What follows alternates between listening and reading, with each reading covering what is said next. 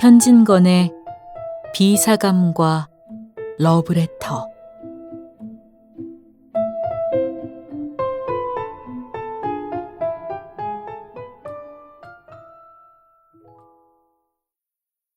시 여학교에서 교원 겸 기숙사 사감 노릇을 하는 비여사라면 딱장대요, 독신주의자요, 찰진 야속꾼으로 유명하다.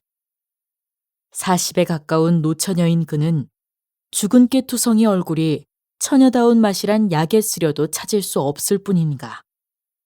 시들고 거칠고 마르고 누렇게 뜬 품이 곰팡스른 굴비를 생각나게 한다.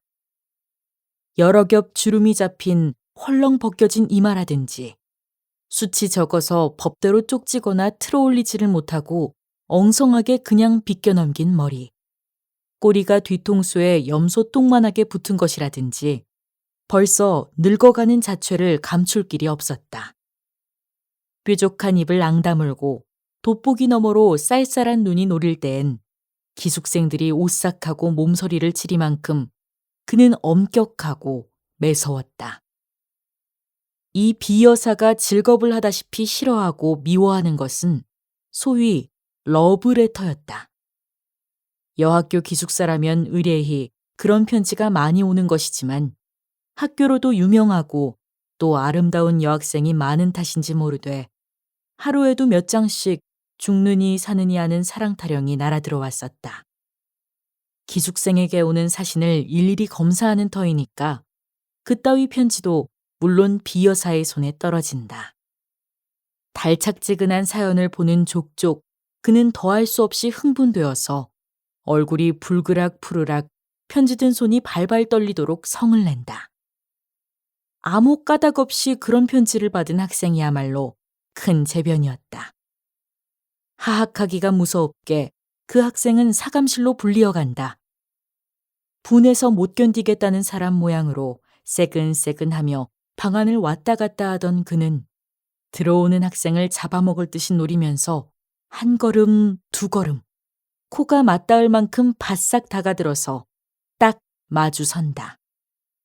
웬 영문인지 알지 못하면서도 선생의 기색을 살피고 겁부터 집어먹은 학생은 한동안 어쩔 줄 모르다가 간신히 모기만한 소리로 저를 부르셨어요?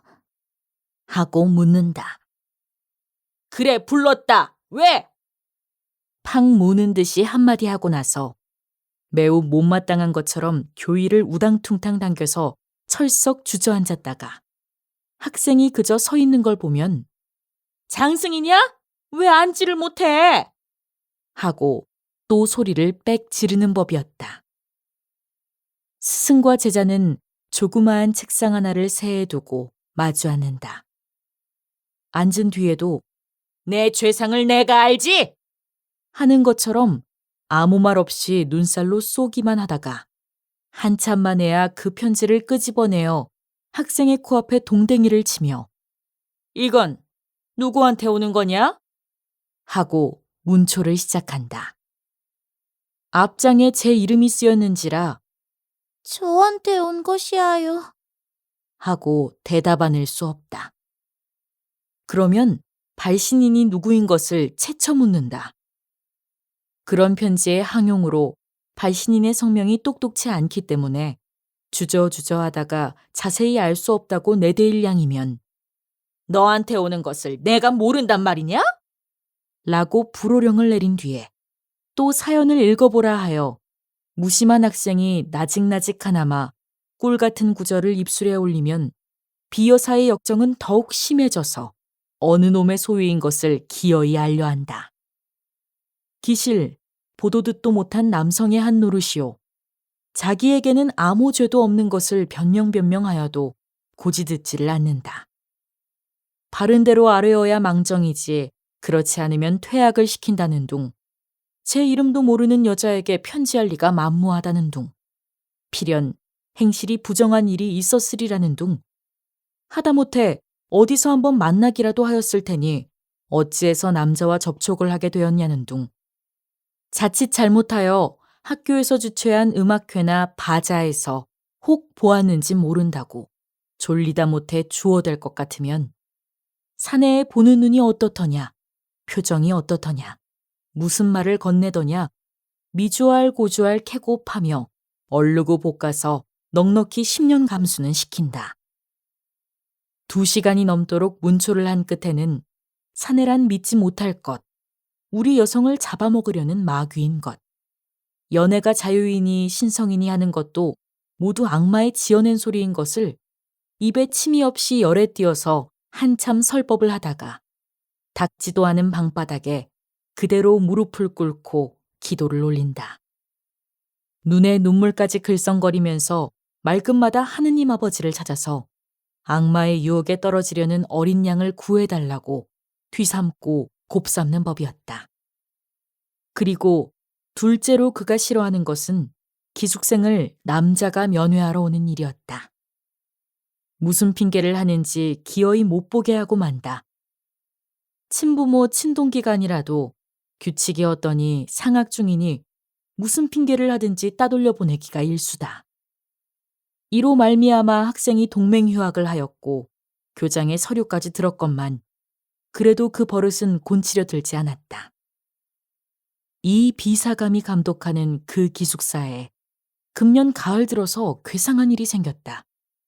아니, 괴상한 일이 생겼다는 이보담 발각되었다는 것이 마땅할는지 모르리라. 왜 그런고 하면 그 괴상한 일이 언제 시작된 것은 귀신밖에 모르니까. 그것은 다른 일이 아니라 밤이 깊어서 새로 한 점이 되고 두 점이 되어 모든 기숙생들이 달고 고난잠에 떨어졌을 때 난데없는 깔깔대는 웃음과 속살속살하는 말낯이 새어 흐르는 일이었다. 하룻밤이 아니고 이틀밤이 아닌 다음에야 그런 소리가 잠귀 밝은 기숙생의 귀에 들리기도 하였지만 자던 잠결이라 뒷동산에 구르는 마른 잎의 노래로나 달빛에 나래를 번득이며 울고 가는 기러기의 소리로나 흘려들었다. 그렇지 않으면 도깨비의 장난이나 아닌가 하여 무시무시한 증이 들어서 동무를 깨웠다가 좀처럼 동무는 깨지 않고 제 생각이 너무도 어림없고 어이없음을 깨달으면 밤소리 멀리 들린다고 학교 이웃집에서 이야기를 하거나 또는 딴방에 자는 제 동무들의 잠꼬대로만 여겨서 스스로 안심하고 그대로 자버리기도 하였다. 그러나 이 수수께끼가 풀릴 때는 왔다. 어째 공교롭게 한방에 자던 학생 셋이 한꺼번에 잠을 깨었다. 첫째 처녀가 소변을 보려 일어났다가 그 소리를 듣고 둘째 처녀와 셋째 처녀를 깨우고 만 것이다. 저 소리를 들어보아요. 아닌 밤중에 저게 무슨 소리야? 하고 첫째 처녀는 호동그레진 눈에 무서워하는 빛을 띈다. 어젯밤에 나도 저 소리에 놀랬어. 도깨비가 났단 말인가? 하고 둘째 처녀도 잠 오는 눈을 비비며 수상해한다. 그중에 제일 나이 많을 뿐더러 장난 잘 치고 짓궂은 짓 잘하기로 유명한 셋째 처녀는 동무 말을 못 믿겠다는 듯이 이윽히 귀를 기울이다가 따는 수상한 걸? 나도 언젠가 한번 들어본 법도 하구먼. 뭘 잠 많이 오는 애들이 이야기를 하는 게지. 이때 그 괴상한 소리는 떽떽을 웃었다. 새 처녀는 으쓱하며 귀를 소스라쳤다. 적적한 밤 가운데 다른 파동 없는 공기는 그 수상한 말낯을 곁에서나 나는 듯이 또렷또렷이 전해주었다. 태훈 씨, 그러면 자기 좋을까요? 간드러진 여자의 목소리다. 경숙 씨가 좋으시다면 내야 얼마나 기쁘겠습니까? 아, 오직 경숙 씨에게 바친 나의 타는 듯한 가슴을 인제야 아셨습니까? 정열에 띈 사내의 목청이 분명하다. 한동안 침묵. 이제 그만 놓아요. 키스가 너무 길지 않아요? 행여 남이 보면 어떡해요? 아양 떠는 여자 말씨. 길수록 더욱 좋지 않아요? 나는 내 목숨이 끊어질 때까지 키스를 하여도 길다고는 못하겠습니다. 그래도 짧은 것을 하나겠습니다. 사내의 피를 뿜은 듯한 이 말끝은 계집의 자지러진 웃음으로 묻혀버렸다. 그것은 묻지 않아도 사랑에 겨운 남녀의 흐물어진 수작이다. 간검이 지독한 이 기숙사에 이런 일이 생길 줄이야. 세 처녀는 얼굴을 마주 보았다. 그들의 얼굴은 놀랍고 무서운 빛이 없지 않았으되 점점 호기심에 번쩍이기 시작하였다. 그들의 머릿속에는 한결같이 로맨틱한 생각이 떠올랐다.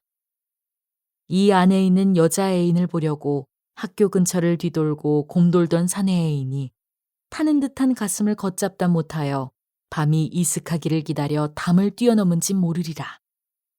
모든 불이 다 꺼지고 오직 밝은 달빛이 은가루처럼 서린 창문이 소리 없이 열리며 여자 애인이 흰 수건을 흔들어 사내 애인을 부른지도 모르리라. 활동사진에 보는 것처럼 기나긴 비륙을 나리어서 하나는 위에서 당기고 하나는 밑에 매달려 디룽디룽 하면서 올라가는 전경이 있었는지 모르리라. 그래서 두 애인은 만나가지고 저와 같이 사랑의 속살거림에 잦아졌는지 모르리라. 꿈결 같은 감정이 안개 모양으로 흐릿하게, 무지개 모양으로 부시게 세 처녀의 몸과 마음을 휩싸돌았다. 그들의 뺨은 후끈후끈 달았다. 괴상한 소리는 또 일어났다. 난 싫어요. 난 싫어요. 당신 같은 사내는 난 싫어요. 이번에는 매몰스럽게 내어대는 모양. 나의 천사, 나의 하늘, 나의 여왕, 나의 목숨, 나의 사랑, 나를 살려주어요. 나를 구해주어요. 사내의 애를 조리는 간청. 우리 구경 가볼까? 짓궂은 셋째 처녀는 몸을 일으키며 이런 제의를 하였다. 다른 처녀들도 그 말에 찬성한다는 듯이 따라 일어섰으되 의아와 공구와 호기심이 뒤섞인 얼굴을 서로 교환하면서 얼마쯤 망설이다가 마침내 가만히 문을 열고 나왔다. 쌀벌레 같은 그들의 발가락은 가장 조심성 많게 소리나는 곳을 향해서 곰실곰실 기어간다. 컴컴한 복도에 자다가 일어난 세 처녀의 흰 모양은 그림자처럼 소리 없이 움직였다. 소리나는 방을 어렵지 않게 찾을 수 있었다. 작고는 나무로 깎아 세운 듯이 주춤 걸음을 멈출 만큼 그들은 놀래었다. 그런 소리에 출처야말로 자기네 방에서 몇 걸음 안 되는 사감실일 줄이야. 그렇듯이 사내라면 못 먹어 하고 침이라도 베앗을 듯하던 비여사의 방일 줄이야. 그 방에선 여전히 사내의 비대발과라는 푸념이 되풀이하고 있다. 나의 천사, 나의 하늘, 나의 여왕, 나의 목숨, 나의 사랑.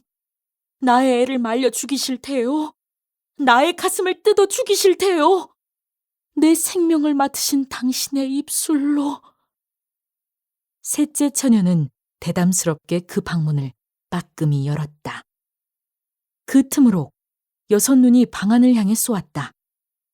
이 어쩐 기괴한 광경이냐. 전등불은 아직 끄지 않았는데 침대 위에는 기숙생에게 온 소위 러브레터의 봉투가 너저분하게 흩어졌고 그 알맹이도 여기저기 두서없이 펼쳐진 가운데 비여사 혼자, 아무도 없이 제 혼자 일어나 앉았다.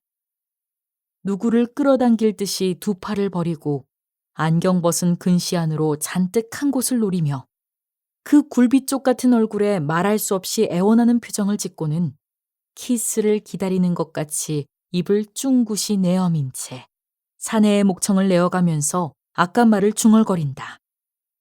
그러다가 그 넋두리가 끝날 겨를도 없이 급작스레 앵돌아지는 신용을 내며 누구를 뿌리치는 듯이 연애 손짓을 하며 이번에는 톡톡 쏘는 계집의 음성을 지어 난 싫어요. 당신 같은 사내는 난 싫어요. 하다가 재물에 자지러지게 웃는다. 그러더니 문득 편지 한 장을 집어들어 얼굴에 문지르며 정말씀이에요 나를 그렇게 사랑하셔요? 당신의 목숨같이 나를 사랑하셔요? 나를, 이 나를! 하고 몸을 추스르는데 그 음성은 분명히 울음의 가락을 띄었다. 해그머니, 저게 웬일이야? 첫째 처녀가 소곤거렸다. 아마 미쳤나 보아. 밤중에 혼자 일어나서 왜 저러고 있을꼬?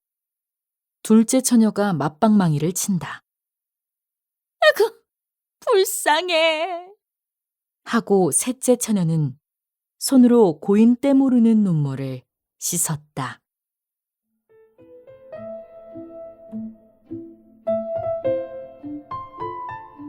사단법인 올제의 제작, 낭독 정세현, 저자 현진건.